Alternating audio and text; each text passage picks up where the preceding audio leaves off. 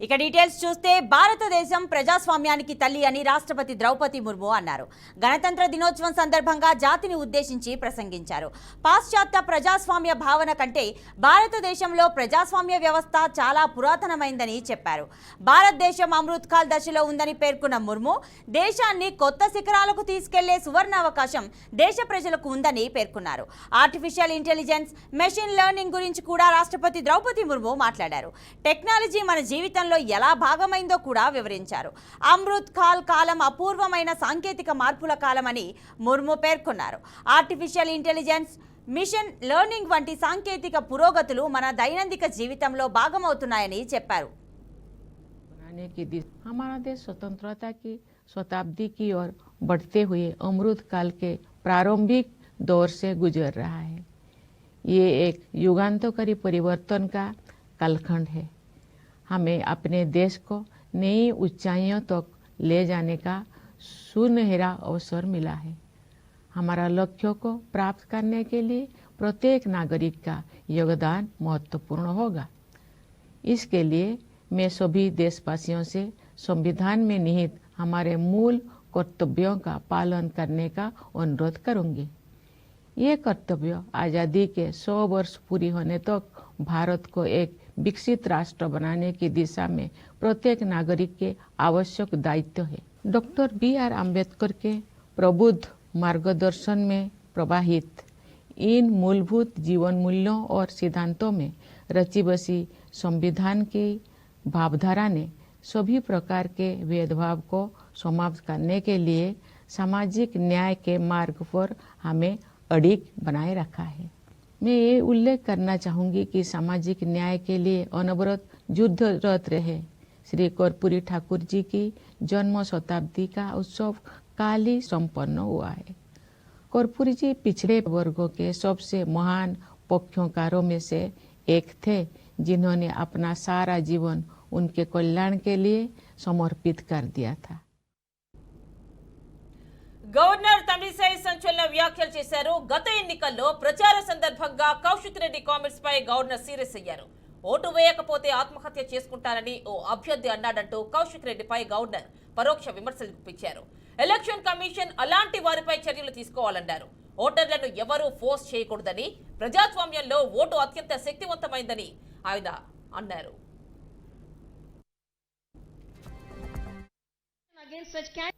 Say one incident in Telangana election, one of the candidate was appealing the voters, please vote for me. If you are not voting, I will commit suicide. That type of influence should not be there. That is wrong. And I appeal the election commission, they should take strong action against such candidates also. You appeal by doing what all the good things you have done. But sitting in front of the camera and saying, oh, I will, if you are not voting, I will commit suicide, then how will take forward the challenges faced by the society to help the people? Say one incident in Telangana election, one of the candidate రాజధాని కోసం నమ్మి భూములిచ్చారు. ఒకటి కాదు, రెండు కాదు, 34,000 ఎకరాలు రాజధానిలో ఉంటే బతుకులు బాగుంటాయని ఆశపడ్డారు. కానీ వారి ఆశలు 2019 ఎన్నికల ఫలితాల తర్వాత మారిపోయాయి. అధికారంలోకి వచ్చిన వైసీపీ ప్రభుత్వం 3 రాజధానుల ప్రతిపాదన తేవడంతో కుదేలైపోయారు. వారి బాధ వర్ణనాతీతంగా మారిపోయింది. తమకు రాజధానే కావాలంటూ దిక్కులు పిక్కటిల్లేలా అరిచారు. అయినా ఫలితం దక్కలేదు. దీంతో ఆందోళన బాట పట్టారు. ఒకరోజు కాదు, 2 రోజులు కాదు, దాదాపు 1500 రోజుల పాటు సాగింది. 300 మంది రైతులు చనిపోయారు. ఇంకా ధర్నా కొనసాగుతూనే ఉంది. రాజధాని అమరావతిని నాశనం చేయాలనుకున్న సీఎం జగన్ను వచ్చే ఎన్నికల్లో ఓడించడం ద్వారా రిటర్న్ గిఫ్ట్ ఇస్తామని ఆ ప్రాంత రైతులు హెచ్చరించారు. అమరావతి ఉద్యమం 1500 రోజులకు చేరిన సందర్భంగా రాజధాని పరిధిలోని మందడం, తుళ్లూరు, వెలగపూడి గ్రామాల్లో నిరసన కార్యక్రమాలు నిర్వహించారు. వైసీపీ ప్రభుత్వాన్ని ఇంటికి పంపించేందుకు సమరశంఖం పూరిస్తామని ఉద్యమ నేతలే తేల్చి చెబుతున్నారు. గత 1500 రోజులుగా పోరాడుతున్న రైతులు రానున్న ఎన్నికల్లో తప్పనిసరి తప్పనిసరిగా రాజకీయ నిర్ణయం తీసుకొని జగన్ను ఓడిస్తారని చెప్పారు.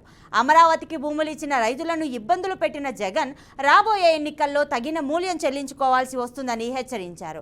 ఆయన అనాలోచిత నిర్ణయంతో చాలా మంది చనిపోయారని, మరో 2 నెలల్లో రాజధాని రైతుల కష్టాలు తీరబోతున్నాయని చెప్పారు.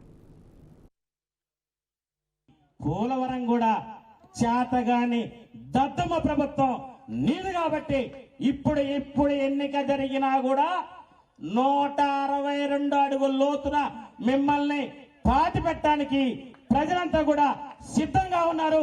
అందుకే అంటున్నాడు, నిన్నే అంటున్నాడు, నాకు ఇచ్చిన అవకాశం చాలు అయ్యా జగన్మోహన్ రెడ్డి, నువ్వు అనుకుంటున్నావు నువ్వు పారిపోయినా కూడా మా దివ్యాంగులు, ఒకవేళ మా సుధాకరు, అదేవిధంగా వేదిక మీద నాయకులు వదిలిపెడతారో కానీ నిన్ను మాత్రం మా దివ్యాంగులు వదిలిపెట్టరు. ఎందుకంటే మమ్మల్ని కూడా నువ్వు అధికారంలోకి వచ్చిన తర్వాత ఎలాంటి చేయకుండా మా వాళ్ళను కూడా లాఠీలతో కొట్టించి పోలీస్ స్టేషన్ లో పెట్టిన దుర్మార్గుడు కాబట్టి మీకు మేము బుద్ధి చెప్తామని చెప్పేసి నిన్ను మామూలుగా వదిలిపెట్టి మరలా ఎక్కడో బెంగళూరులోనో లేకుండా ఇంకెక్కడికో పోతావో గానీ పోనివ్వము. 11 సంవత్సరాల నుంచి బెయిల్ ఉంటున్నావే. ఒక నయవంచకుడు రాష్ట్రాన్ని నాశనం చేస్తా ఉంటే ఒక చేతగాని దద్దమ్మలందరూ కూడా వెనక అసెంబ్లీలో బల్లలు జరిచారు. అరే ఇది తుగ్లక్ నిర్ణయము, 3 రాజధానులు ఏంటని ఒక్కరు కూడా మాట్లాడలేకపోయారు. కాబట్టి ఇవాళ వచ్చింది. నిన్న ఇండియా టుడేకి ఇంటర్వ్యూ కూడా ఇచ్చాడు. వైనాట్ 175 అన్నవాడు ఇప్పుడేమిస్తా అన్నా అంటే నాకు చాలా సంతృప్తిగా ఉంది, నన్ను ఓడిపోయినా నాకేం బాధ లేదంటున్నాడు. నీకు తృప్తి ఉంది మొత్తానికి, ఎందుకంటే 1500 రోజులు హింస పెట్టావంటే నీకు ఉండదా? నీకు ఖచ్చితంగా ఉంటుంది. ఒక శాడిస్ట్, నీవు ఒక పక్కా శాడిస్ట్. ఇంతమంది నీవు తాడేపల్లిలో ఇల్లు కట్టుకొని ఇంతమందిని పక్కనే ఉన్న వాళ్ళని హింస పెట్టావు. పోనీ నువ్వేం సంతోషపడినావో చెప్పమని అడుగుతా ఉన్నా. ప్రజలంతా పెద్ద ఎత్తున నీకు అధికారం ఇస్తే నీ ఇంటి దగ్గర నుంచి సెక్రటరియట్ పోవాలంటే నీకు 1000 మంది పోలీసులు కావాలి. మొగోళ్ళు అక్కర్లో ఈ ఆడోళ్ళే చాలు నీకు. నీ కష్టాలు పాలు చేసిన రాక్షసుడికి సంబంధించిన సబ్జెక్టు. ఈ రాక్షసుడిని పారదోలటానికి ఖచ్చితంగా 81 రోజులుంది. 81 రోజులుంది. ఈ 81 రోజుల్లో తీసుకునే ఈ కమ్యూనిస్టు నాయకులు, తెలుగుదేశం, బీజేపీ వీరు తీసుకునే నిర్ణయాల మీద మన భవిత ఆధారపడి ఉన్నది, మన భవిష్యత్తు ఆధారపడి ఉన్నది, ఆంధ్ర రాష్ట్రం యొక్క భవిష్యత్తు ఆధారపడి ఉన్నది. ఆలోచించమని చెప్తున్నాను. పార్లమెంటు తలుపులు వేసి చట్టాలు చేసినప్పుడు వీళ్ళందరూ ఒక సిపిఎం తప్ప మిగిలిన పార్టీలన్నీ ఏకమైనాయి. ఈ రోజున ఎలక్షన్ లో ఒక రాక్షసుని పారదోలటానికి మీరు మీనమేషాలు లెక్కేయద్దు. బీజేపీ ఉంటే కమ్యూనిస్టులు రావని, కమ్యూనిస్టులు ఉంటే బీజేపీ రావని మీరు చట్టాలు పార్లమెంటు తలుపులు మూసినప్పుడు, బిల్లులు పాస్ చేసినప్పుడు ఏ నిర్ణయం అయితే మీరు ఒకళ్ళకి తెలియకుండా ఒకళ్ళు రాజకీయ లబ్ధి కోసం మీరు వెళ్లారో, అదే లబ్ధి కోసం, అదే రాష్ట్ర భవిష్యత్తు కోసం ఒక త్రాటి మీద నిలబడండి. సిద్ధాంతాలు వేరైనా, ఆశయాలు వేరైనా. గుంటూరు జిల్లా పెదనందిపాడు ఆర్ట్స్ అండ్ సైన్స్ కళాశాలలో వికసిత్ భారత్ సంకల్ప యాత్ర కార్యక్రమం జరిగింది. ఈ కార్యక్రమంలో కేంద్ర ఆరోగ్య సహాయ మంత్రి భారతి ప్రవీణ్ పవార్ ముఖ్య అతిథిగా పాల్గొన్నారు. ఈ సందర్భంగా ఆమె వివిధ రకాల స్టాల్స్ ను పరిశీలించి ప్రజలకు బహుమతులను అందజేశారు. ఈ కార్యక్రమంలో జిల్లా పరిషత్ సీఈఓ మోహన్ రావు, జిల్లా మండలి స్థాయి అధికారులు, సచివాలయ సిబ్బంది, గ్రామ ప్రజలు పాల్గొన్నారు. प्रधानमंत्री आवास योजना के माध्यम से गुंटूर जिले में 70,000 से ज़्यादा घरों को सैंक्शन किया है और उसमें से कुछ घरों का काम कंप्लीट भी हुआ है। मैं हमारे यहाँ की टीम जो अधिकारी लोग आए हैं उनको कहूँगी कि ये ज़्यादा से ज़्यादा जल्द से जल्द ये काम कंप्लीट करवा लें। हमने गुंटूर में भी 40,000 से ज़्यादा घरों में पानी पहुँचाया है गुंटूर जिले में। उसके साथ साथ उसका उपयोग करने के लिए और कुछ योजना है तो डीबीटी से आपके अकाउंट में पैसे समस्या है, इसलिए जनधन अकाउंट भी ओपन किए और हमारे गुंटूर जिले में 5,40,000 से ज्यादा जनधन अकाउंट भी खुले हैं। జగన్ సర్కార్పై ఏపీసీసీ చీఫ్ వైఎస్ షర్మిల విమర్శలు గుప్పించారు. స్వలాభం కోసం రాష్ట్రానికి మంచి చేసే ప్రత్యేక హోదా పోలవరాన్ని గాలికొదిలేశారని మండిపడ్డారు. బీజేపీకి బానిసలుగా మారిపోయి రాష్ట్రాన్ని నష్టం చేశారన్నారు. వైఎస్ జగన్ ఏనాడైనా ప్రత్యేక హోదా కోసం మాట్లాడారా అని ప్రశ్నించారు. ప్రత్యేక ప్యాకేజ్ కోసం చంద్రబాబు ప్రత్యేక హోదాను పక్కన పెడితే జగన్ అసలు దాన్ని ఊసే ఎత్తకుండా చేశారని ఎద్దేవా చేశారు. పోలవరం ప్రాజెక్ట్ అయిందా అంటే 90% నిధులు ఇవ్వాల్సిన ప్రాజెక్టుకు కనీసం పోలవరం ప్రాజెక్టు గురించి అసలు మాట్లాడకపోతే ఎప్పుడూ నిలదీసింది లేదు. స్పెషల్ స్టేటస్ పోయే, పరిశ్రమలు రాకపోయే, పోలవరము పోయే, వ్యవసాయానికి నీళ్లు రాకపోయే, అది లేకుండా ఇది లేకుండా ఆంధ్ర రాష్ట్రం అటు ఇటు కాకుండా మారిపోయింది. పోలవరం ప్రాజెక్ట్ అయిందా అంటే 90% నిధులు ఇవ్వాల్సిన ప్రాజెక్టుకు ఆ రోజు జగనన్న చెప్పిన మాట ముక్కుమ్మడిగా రాజీనామాలు చేద్దాం, ఎంపీలందరూ రాజీనామాలు చేద్దాం, స్పెషల్ స్టేటస్ ఎందుకు రాదో చూద్దాం, బీజేపీ ప్రభుత్వం స్పెషల్ స్టేటస్ ఎందుకు ఇవ్వదో చూద్దాం అని టీడీపీకి సవాలు విసిరారు. ఆ తర్వాత జగనన్న గారు ముఖ్యమంత్రి అయ్యారు. జగనన్న గారు ముఖ్యమంత్రి అయిన తర్వాత ఒక్కసారి కూడా స్పెషల్ స్టేటస్ కోసం నిజమైన ఉద్యమమే చేసింది లేదు. అంతలా బీజేపీ పార్టీకి బానిసలైపోయారు. అంతగా బీజేపీ పార్టీ జగన్మోహన్ రెడ్డి గారు గవర్నర్ కోటాలో ఎమ్మెల్సీ నియామకం జరిగింది. ప్రొఫెసర్ కోదండరాంతో పాటు మీర్ అమీర్ అలీ ఖాన్ నియామకానికి గవర్నర్ ఆమోదముద్ర వేశారు. ఇటీవల గవర్నర్ ను కలిసిన CM Revanth Reddy governor quota ప్రతిపాదిత ఎమ్మెల్సీల జాబితాను అందించారు. ఈ క్రమంలోనే ప్రభుత్వం సూచించిన ఎమ్మెల్సీలకు గవర్నర్ ఆమోదముద్ర వేశారు.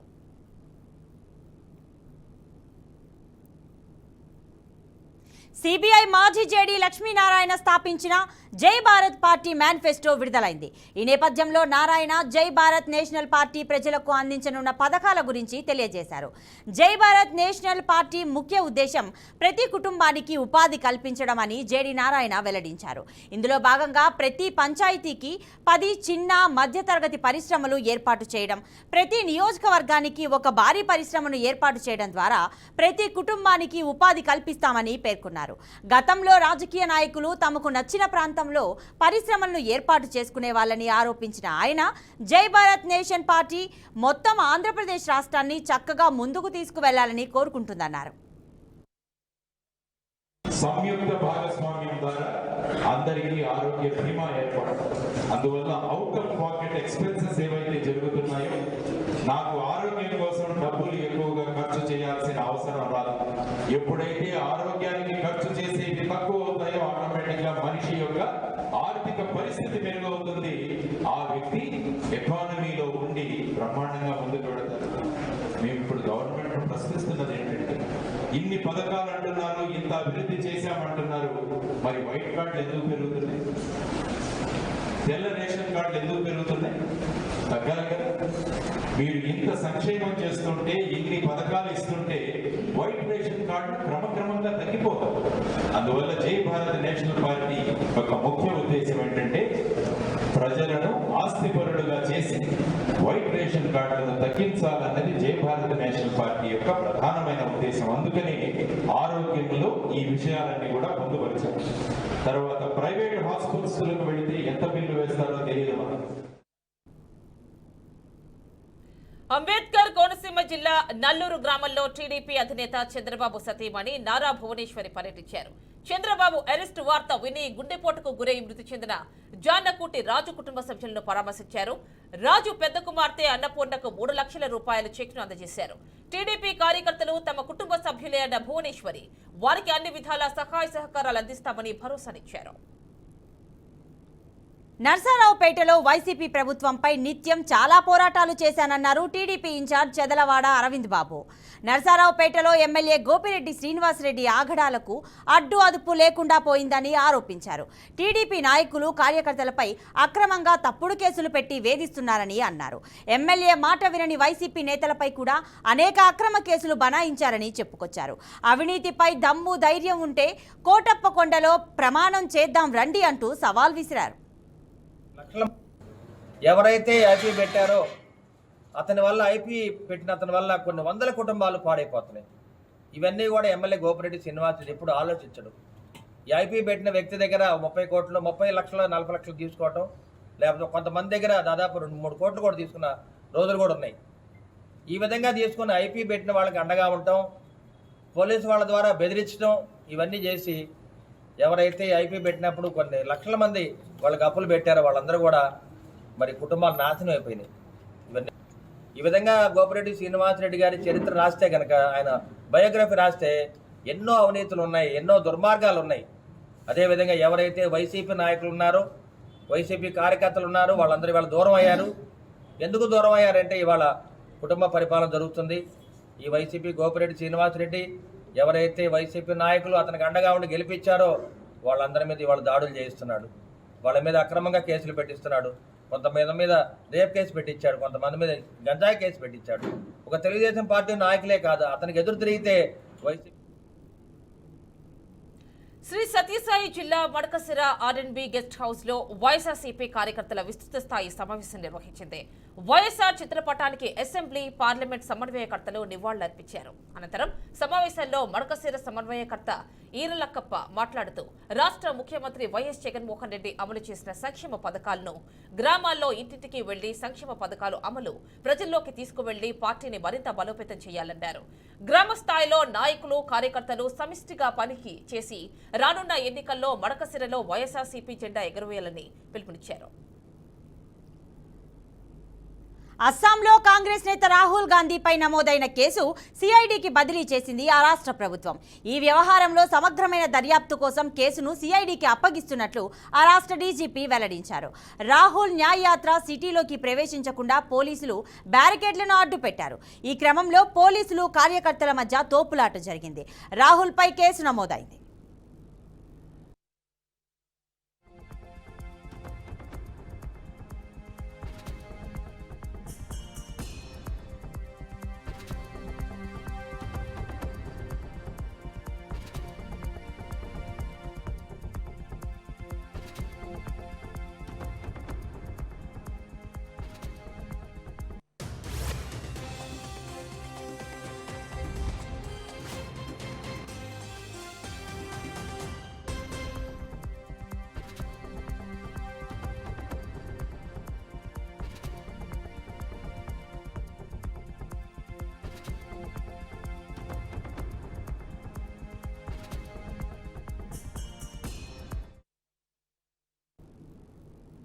పెనమలూరు ఎమ్మెల్యే పార్థసారథి టీడీపీలో జాయిన్ అయ్యేందుకు సిద్ధమయ్యారు. హైదరాబాద్ లో చంద్రబాబుతో భేటీ అయ్యారు. పార్టీలో చేరిక విషయమై చర్చించారు. పెనమలూరు టికెట్ మంత్రి జోగి రమేష్ కు కేటాయించడంతో పార్థసారథి పార్టీకి దూరమయ్యారు.